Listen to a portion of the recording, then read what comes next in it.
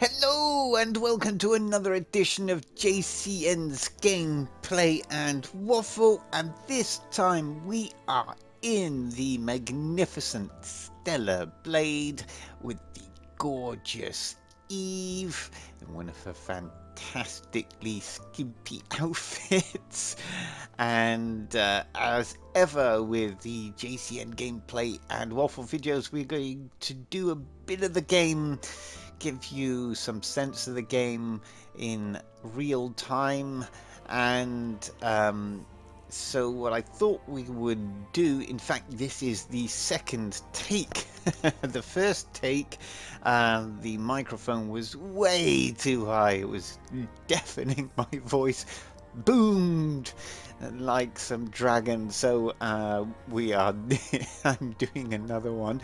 But before I go on any further, I want to wish everybody a happy Christmas, happy holidays, and wishing you all a prosperous new year. And just a heads up, I have put a little special video on the channel, an extra special, but be warned, I do put a lot of full-length trailers in there. Some of those you may have watched already, but hopefully it's something that amuses you for a while. Anyway, enough of that. While I continue my epic playthrough of Assassin's Creed Shadows, we are going to do a little bit of this. And if I bring up the menu, I can show you something I didn't do in the review, or only slightly. I can show you the range, full range of costumes I've unlocked for Eve, and there are even more to collect as I am working through the Gameplay Plus version of the game. So I've bought over everything I've collected in the original playthrough, and there are still new things to collect. And what we're going to do is we're going to go to the starting zone, which is Eidos 7, on this quest here. So what we're going to do is we're going to come here, and we can fast travel to all of the regions that we have already unlocked, and these are the ones I've managed to unlock in so far in this Gameplay Plus playthrough. There are more yet to come. And here we are in Eidos 7. Look how quickly that loaded. Wow, I can still remember the days. They weren't actually that long ago where we had loading screens. That would have taken a while. Now, you'll have to bear with me because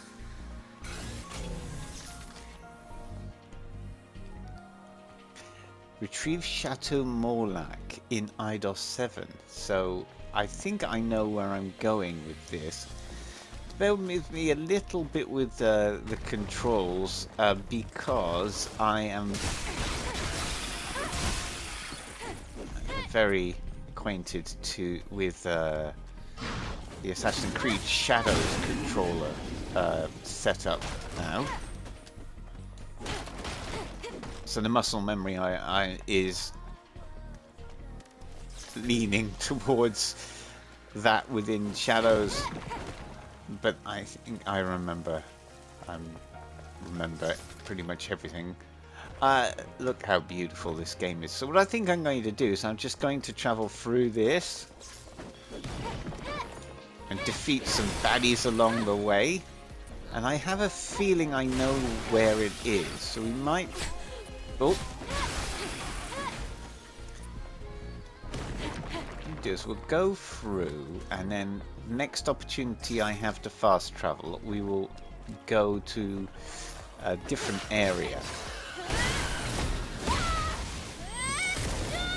Now, she is a bit overpowered at the moment because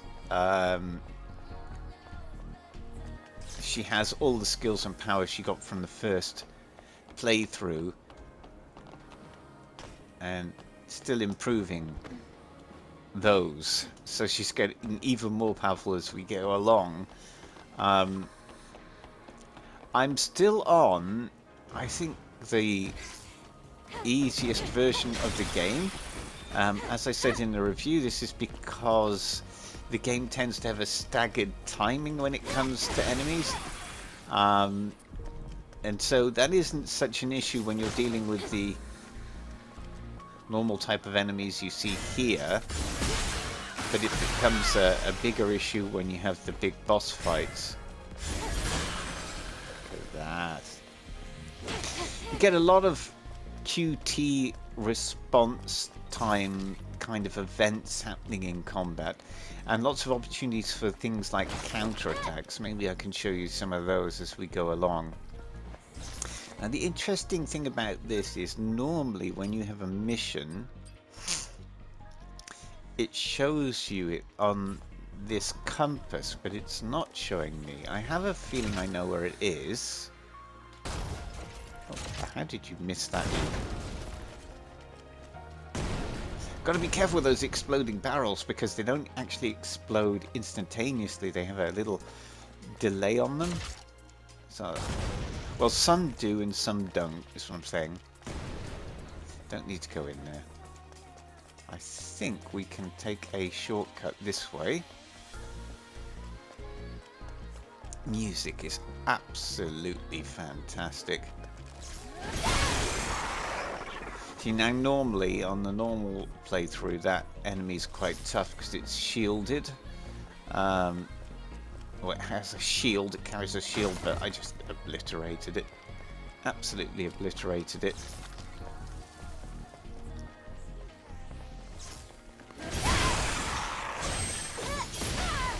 So while we're going through this, I will say that I have recently watched the second episode of Fallout second season, and I can say, wow,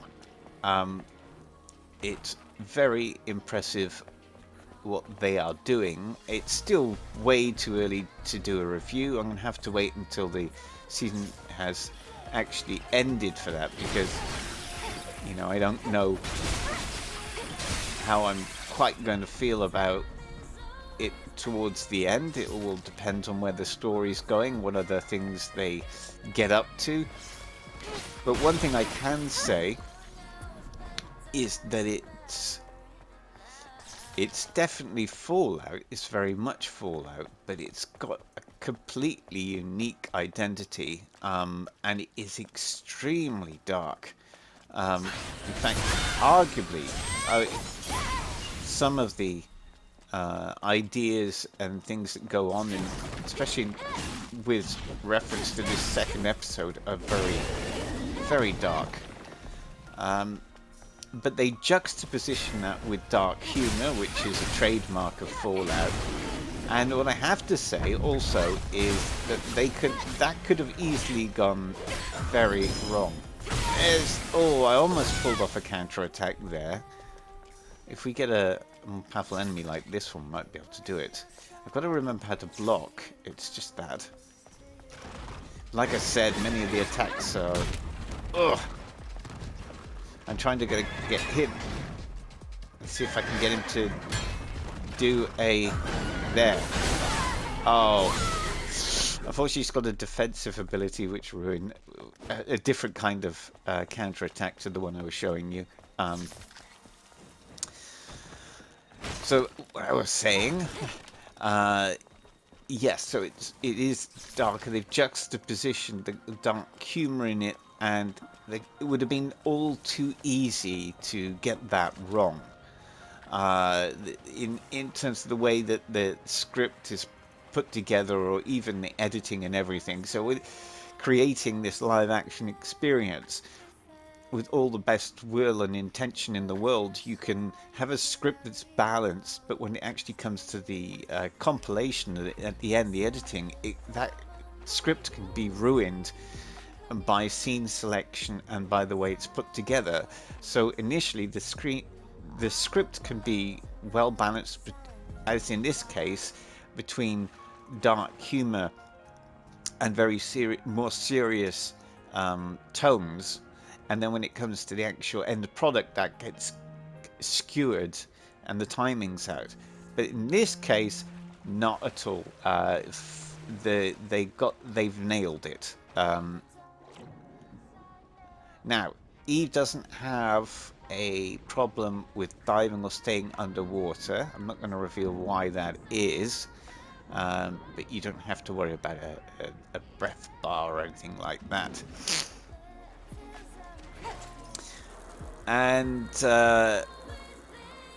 I don't want to say too much about it because I don't want Fallout. I don't want to say too much about it because I don't want to ruin it. Oh, this is one of the many camps before I go on about that. And here we have two different types of camps. So in this camp, this is a full camp.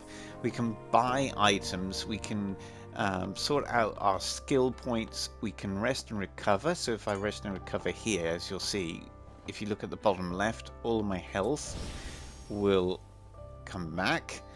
And also what would happen there is that her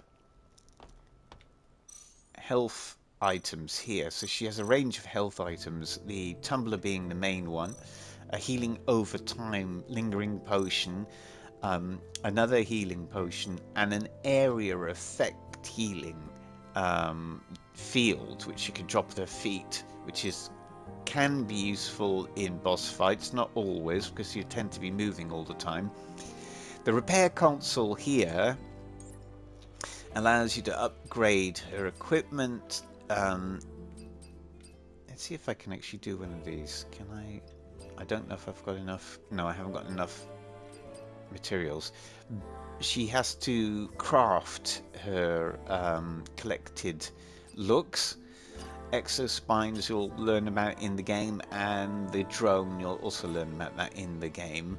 And she has one of the phone boxes here, which is our fast travel point, so we can go to any area that we've been to before, or unlocked any fast travel points. Now we're going to take this tram to the flooded sector, which is where this mission we're on follows on from another mission where I already collected some wine for a butcher in Zion, and we're now looking. Somebody's requested another bottle, so I'm assuming it's in the same area, but it might not be.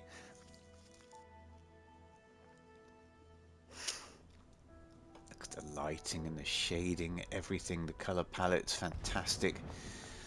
I mean, the attention to detail in this is absolutely magnificent. Now we can see it. There you are. You see that white icon on the compass at the top of the screen? It's a 78, so we're not very far away. This shouldn't take too long. And so to wrap up with Fallout, yes, I mean, it's just has what I appreciate about it the most is that it has its own separate identity to the game. So it's still, as I say, very much a Fallout experience, but it has a unique kind of flavor to it, and that is a mixture of it, of course, being live action and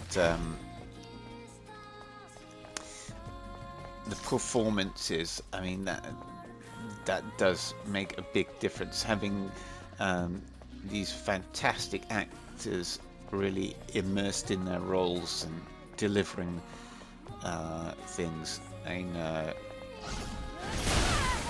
there's plenty to say in the review when that is ready. Talking of reviews, there's so many games to review. I have quite a few in mind over the next month or so. I need to play through some of them, so watch this space. It does take me a while to get those done, so you'll have to bear with me. You know, the Final Fantasy 14 has had 2 patches and I've failed to do either of them. That is on my mind, but I'm not sure if I'm going to actually get round to doing that. I might just wait for the next patch. They're both fantastic, as ever. And they introduced so much content in Final Fantasy XIV.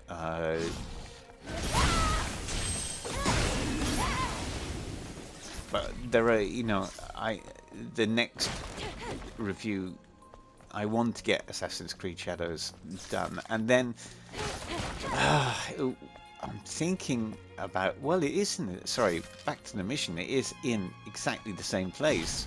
So we have this bar here.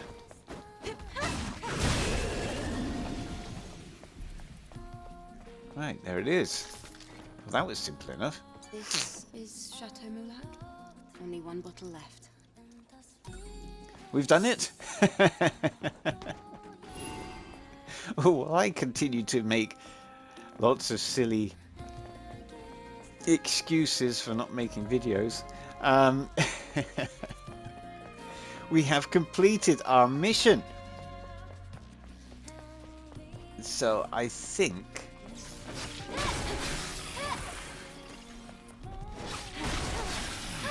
I don't want the video to run on too long. Let's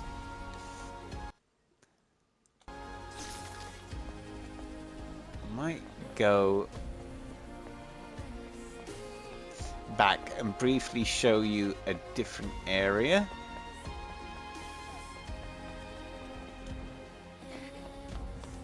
So yes, I mean, Final Fantasy XIV's released so much new content over the length of those two patches that it may just be better to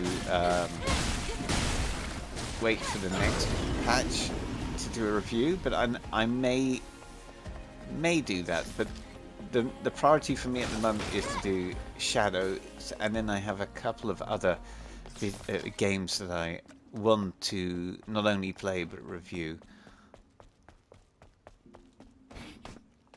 Now I was thinking, yes, Dragon Age Veilguard, I may do that. I did say that I would do that in the Dragon Age Valamar playthrough video, or that I was actually working my way through it, and I have completed Dragon Age Veilguard. And it's definitely not on par with Dragon Age Inquisition, but it is a different kind of experience. So that might be one to do. By the way, if there are any games that you particularly want reviewed, let me know in the comments. Right. So we need to go to a fast travel point. That was a small camp, so you can't actually fast travel from small camps. You do have a limited range of things to do, but there is a full camp just around the corner here.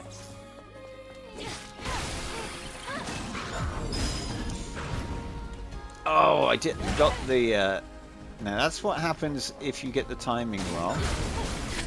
What I was trying to do is show you a counter-attack, but I just smushed them. So what happens when you get that blue kind of ring around them is you can use the L1 button and circle to do a counter-attack behind them. Right, let's go back to the ship.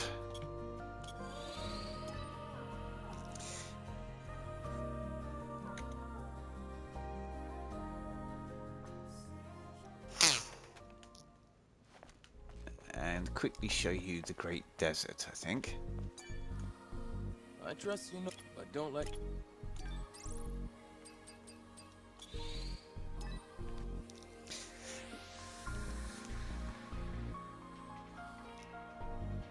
Just to show you the contrast in the environments that they've built in this game and how beautiful they are.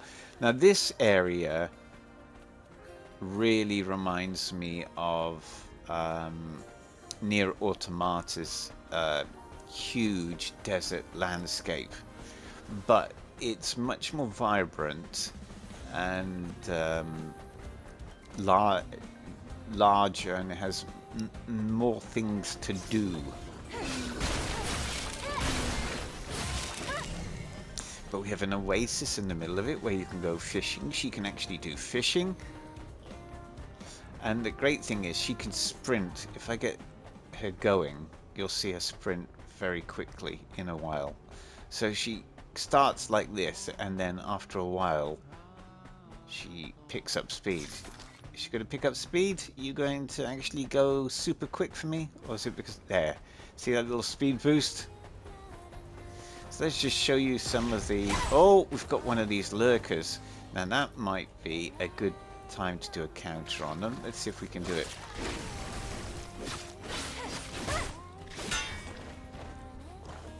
Gonna let me do it? Nope.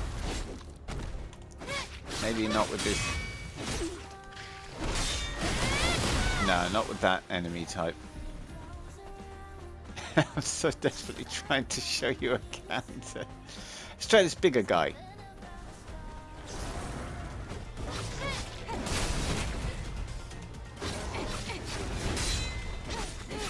He's not going to allow me to do it either. No, he's going to be dead before anything happens. Oh, he did it right at the end. But I absolutely obliterated him. But look at this. Little touches like the heat waves in the distance from the heat. The hot air rising. Fantastic.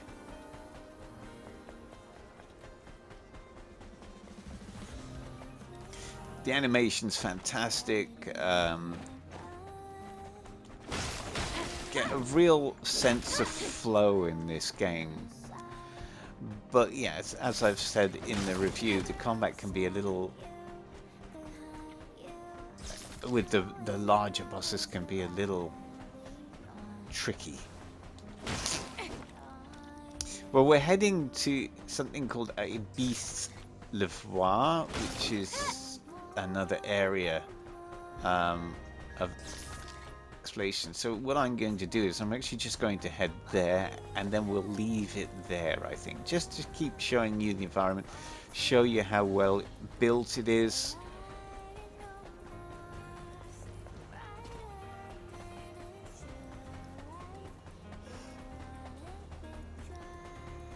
That there in front of me, that kind of cocoon shape structure, is a Beast Levoir. Now, have we actually defeated the... There's always a guardian to defeat. Let's see if I've done it. Do I have to go through another test? Yes. Actually, this will be interesting. We've got a fight. Then let's not waste any time.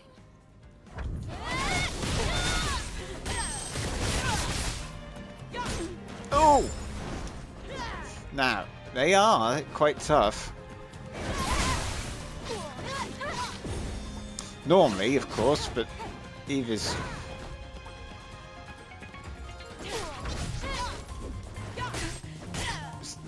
I've got a block. That's retribution. Retribution again. Ooh! Have it. Done and dusted. Look at that costume, it's ridiculous. Just as I heard. Outsider. This place is deeper and darker than the last. Please, be careful. Well, that is a way to finish this video. I'm going to leave it right there. Thank you so much for watching and listening. Take care.